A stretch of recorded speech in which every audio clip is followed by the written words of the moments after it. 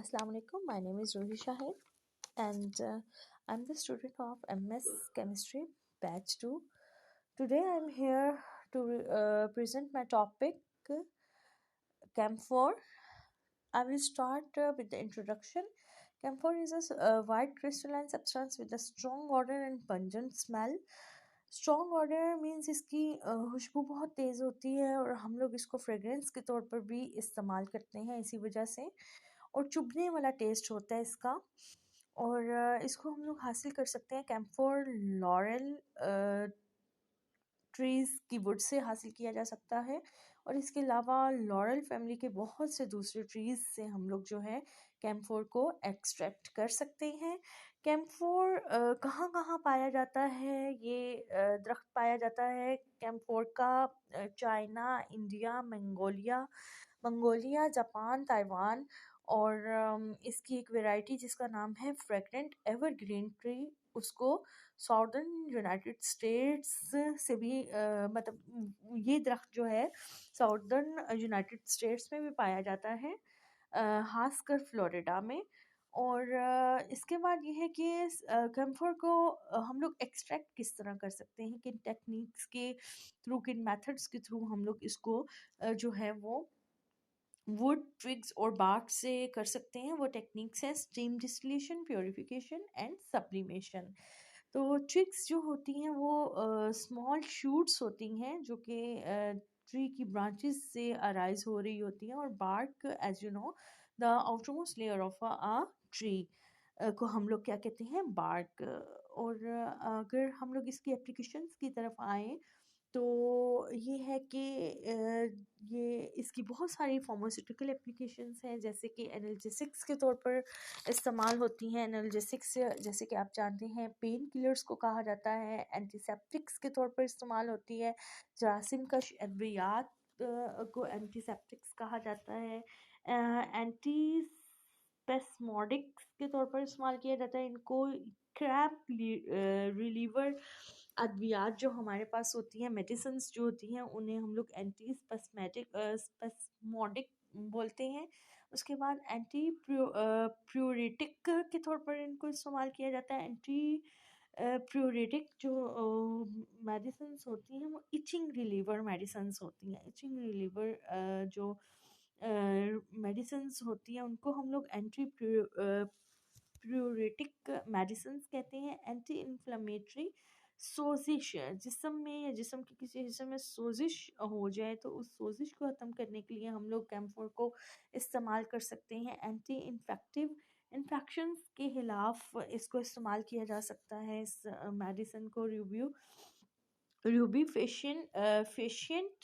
रूबीफेशिएंट हम लोग कहते हैं कि स्किन इरिटेशन होती है जो कि हाई ब्लड प्रेशर में कॉज होती है हम लोगों को। तो उस स्किन इरिटेशन को ख़त्म करने के लिए और मस्कुलर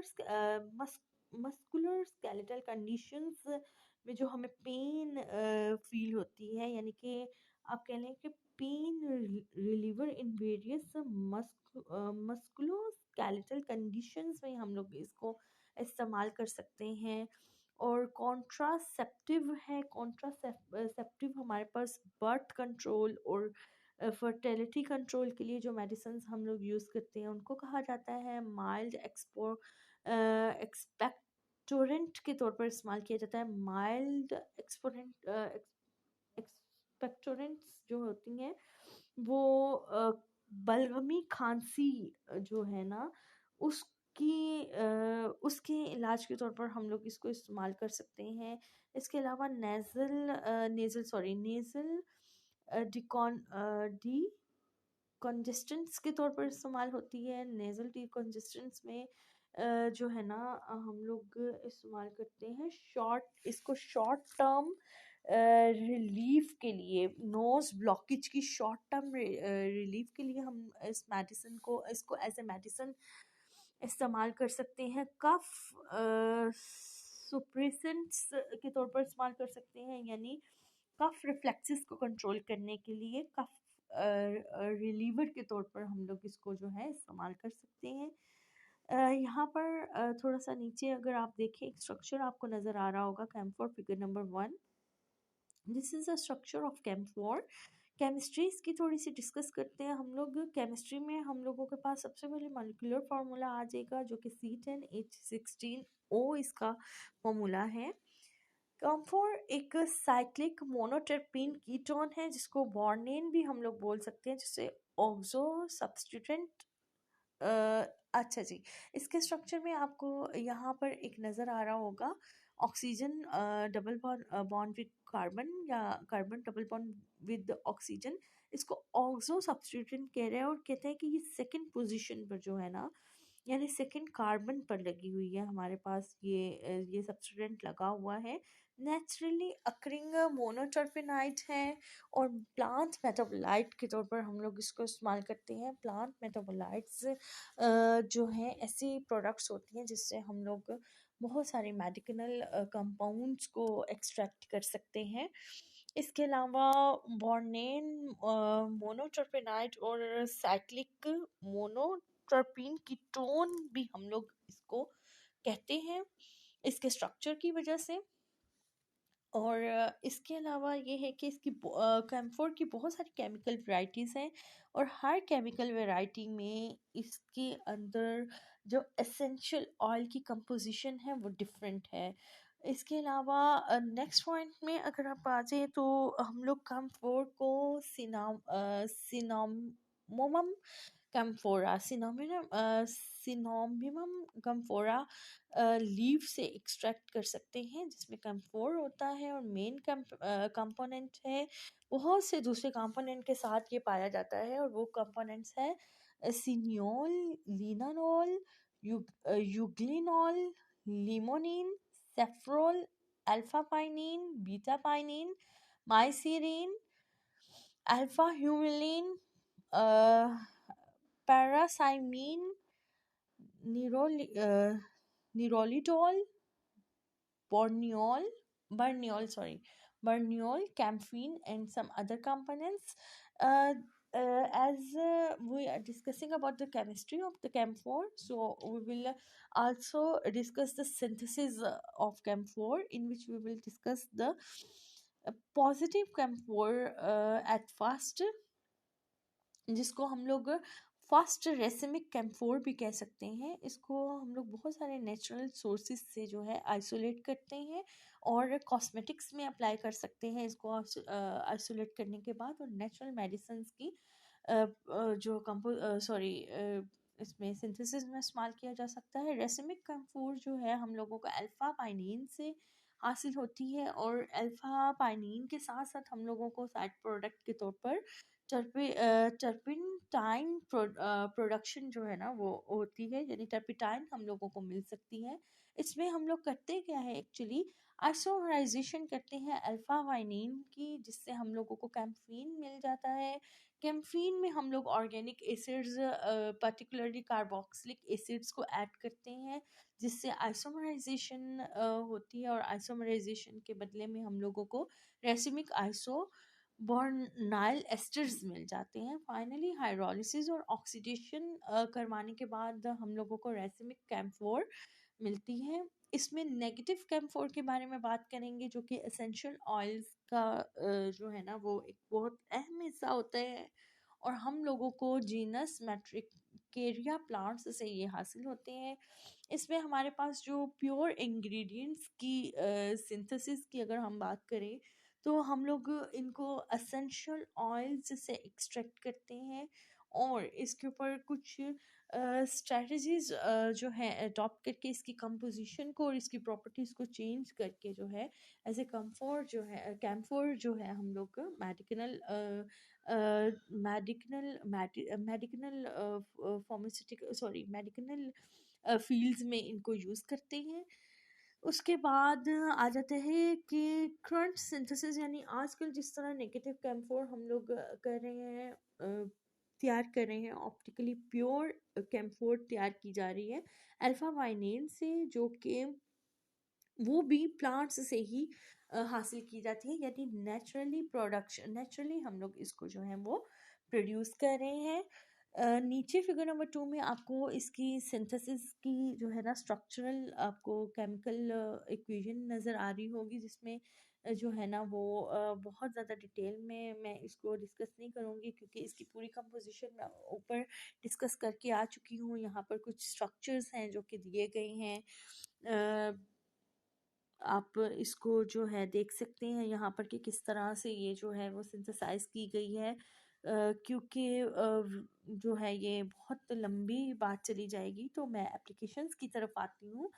एप्लीकेशंस में जो है कैम्फोर एक नेचुरल प्रोडक्ट है एक्चुअली, जिसको हम लोग ट्रेडिशनल और मॉडर्न मेडिसिन में जो है वो इस्तेमाल कर सकते हैं। ट्रेडिशनली कैम्फोर जो है उसको कोल्ड रेमेडी के लिए इस्तेमाल किया जाता है। सर्दियों में नज़ला ज़ुकाम के लिए हम लोग इसको इस्तेमाल कर सकते हैं। चेस्ट कंजक्शन के लिए इस्तेमाल किया जाता है। चेस्ट कंजक्शन कहते हैं कि इसमें लंग्स में और जो लोअर ट्यूब्स होती हैं यानी ब्रोनिकाई और ब्रोनिक्यूल्स में जो है वो बहुत ज़्यादा म्यूकस की प्रोडक्शन जो है वो स्टार्ट हो जाती है इसमें। तो उससे रिलीफ के लिए हम लोग इसको इस्तेमाल करते हैं। इसके अलावा बहुत सारे इन्फ्लेमेशन रिलेटेड डिजीज़ेज़ जैसे कि रूमेटिज़्म जो है वो आर्थराइटिस की एक कह लें कि टाइप है, जिसमें जॉइंट्स में इन्फ्लेमेशन हो जाती है इंसान को। और सेपरेंस एक इंजरी है लिगामेंट्स ऑफ द जॉइंट्स की। और ब्रोनिकाइटिस जो है वो ब्रोनिकाइज में इन्फ्लेमेशन को कहते हैं। एज़मा दमे को कहते हैं। इंजेक्शन एंड मसल पेन, हम लोग कुछ चीज़ इंजेस्ट करने लगते हैं तो हम लोगों को पेन फील होती है इंजेक्शन में, यानी पेन फील होती है कुछ इंगल्फ करने में, कुछ खाने में दर्द महसूस होती है। इसके अलावा हमारे मसल्स में जो है वो पेन महसूस होती है। ये सब चीज़ों को की ट्रीटमेंट के तौर पर हम लोग कैम्फोर को इस्तेमाल करते हैं। इसके अलावा कैम्फोर जो है ना प्रिपेयर की जाती है बाम की फॉर्म में, ऑयल की फॉर्म में या क्रीम की फॉर्म में, ताकि जहाँ पर भी पेन हो या इन्फ्लेमेशन हो जॉइंट्स में, मसल्स में पेन हो, इन्फ्लेमेशन हो, वहाँ इसको डायरेक्टली अप्लाई किया जाए और पेन से रिलीफ हासिल किया जाए। इसके बाद कैम्फोर ऑयल जो है, जो कि हम लोग कह सकते हैं कॉटन सीड ऑयल, जिसमें 20% कैम्फोर मौजूद होती है, उसको हम लोग अप्लाई करते हैं स्किन के ऊपर ताकि कूलिंग सेंसेशंस फील हो। और ये इसलिए करते हैं ताकि हमारी जो नर्व एंडिंग्स जो कि कोल्डनेस को फील कर सकती हैं उनको स्टिमुलेट किया जा सके, और हम लोग वार्मनेस और कोल्डनेस जो है उसको अपनी बॉडी में फील कर सके। कैम्फोर जो है एक्टिवेट करती है TRP transient receptor potential channels को, जैसे कि टीआरपी टीआरपी टीआरपी-1, टीआरपी-3, टीआरपी-M8, और इनहिबिट करती है टीआरपी-A1 को, जो कि कॉज इसके अलावा कॉज करती है वार्म सेंसेशंस को, यानी हमारे बॉडी में हम जहाँ भी इसको अप्लाई करते हैं, चाहे वो इन्फ्लेमेटरी पार्ट है, चाहे वो कोई भी जगह है जहाँ पर इन्फ्लेमेशन है, तो ये वार्मनेस जो है ना इसको लगाने के बाद फील होती है। इसके अलावा कहते हैं कि एक्साइटेशन और सेंसिटाइजेशन ऑफ सेंसरी नर्व्स जो है उसको उसके लिए अप्लाई करते हैं, ताकि यानी कि सेंसिटिविटी नर्व सेंसरी नर्व्स की ख़त्म की जा सके। ठीक है।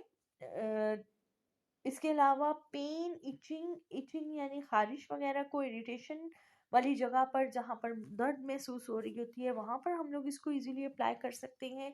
कम्फोर जो है वो एक पोटेंशियल रेडियो सेंसिटाइजिंग एजेंट है। रेडियो सेंसिटाइजिंग एजेंट कहते हैं ऐसे एजेंट्स को जो कि रेडियोथेरेपी के दौरान इस्तेमाल किए जाते हैं। और रेडियोथेरेपी में एक्चुअली इनको हम लोग ट्यूमर सेल्स को किल करने के लिए, इनहिबिट करने के लिए इस्तेमाल करते हैं। इसके अलावा वो कहता है कि अगर आप कंफर्ट को रेडिएशंस की जगह अप्लाई करें, यानी रेडिएशंस आप मत अप्लाई करें अपने इन्फेक्टेड एरियाज़ पर। अगर आप अपने इन्फेक्टेड एरियाज़ पर कंफर्ट को इस्तेमाल कर लें तो ये भी ट्यूमर की ग्रोथ को कम करेगा। और ट्यूमर सेल्स को इनहिबिट करेगा। इसके अलावा वो कहता है कि जो है ना कम्फोरा लीव्स एक्सट्रैक्ट जो है उसको स्टडी किया गया, तो पता चला कि ये डीएनए डैमेज के अगेंस्ट इसको हम लोग इस्तेमाल कर सकते हैं। बायोकेमिकल चेंजेस जो कि माइस की बॉडी में होती है एट्राजीन केमिकल की वजह से, उसको उसको जो है ना कंट्रोल किया जा सकता है। और इसके अलावा इसको ग्रास और वीड्स में हर्बिसाइड्स के तौर पर इस्तेमाल किया जा सकता है। इसके अलावा वो कहते हैं कि बहुत सी स्टडीज़ ऐसी हैं जिसमें बहुत से एप्लीकेशंस जो हैं वो बताई गई हैं कैम्फोर की फार्मास्यूटिकल इंडस्ट्रीज़ में, इंडस्ट्रियल एरियाज़ में, एनवायरमेंटल फील्ड्स में। इसके वो वास्ट जो है ना वो इसके यूजेस बताए गए हैं। इसके अलावा ट्रेडिशनली वो कहते हैं कि बहुत अरसे से जो है ना हम लोग इसको पेन रिलीवर के तौर पर, इन्फ्लेमेशन और इरिटेशन ऑफ बॉडी और स्किन को से रिलीफ हासिल करने के लिए हम लोग इसको यूज़ कर रहे हैं। रिसेंट स्टडीज़ में कम्फोर्ट के ऊपर जो है बहुत ज़्यादा फोकस किया जा रहा है कि इससे हम लोग लाइफ थ्रेटनिंग डिजीज़ का भी इलाज कर सकें। ऐसी बीमारियां, ऐसी मुख्तलिफ बीमारियां जो कि सिर्फ इंसान की मौत की वजह बन सकती है, ऐसी बीमारियों को कंट्रोल करने के लिए अदर ट्रीटमेंट्स के साथ इसको कंबाइन करके इस ट्रीटमेंट को भी दिया जाए ह्यूमंस को, ताकि मुख्तलिफ बीमारियों से बचा जा सके। और कुछ बहुत सारी और लॉरिएसी फैमिली की स्पीशीज़ के ऊपर स्टडी किया जा रहा है, ताकि हम इसके एंटीऑक्सीडेंट, एंटी इन्फ्लेमेशन और एंटी ट्यूमर एक्टिविटीज़ को जो है वो अंडरस्टैंड करके इसको मेडिकल फील्ड में ऐसी बीमारियों को ख़त्म करने के लिए भी इस्तेमाल करें। डोजेज और एंड टॉक्सिसिटी यानी कि कितनी डोज हमें इसकी लेनी चाहिए, कितनी डोज हम मतलब हमारे लिए इसकी वेरिएबल है, और टॉक्सिसिटी पढ़ेंगे कि किस हद तक ये हमारे लिए टॉक्सिक है। कैम्फोर जो है बहुत सारी दूसरी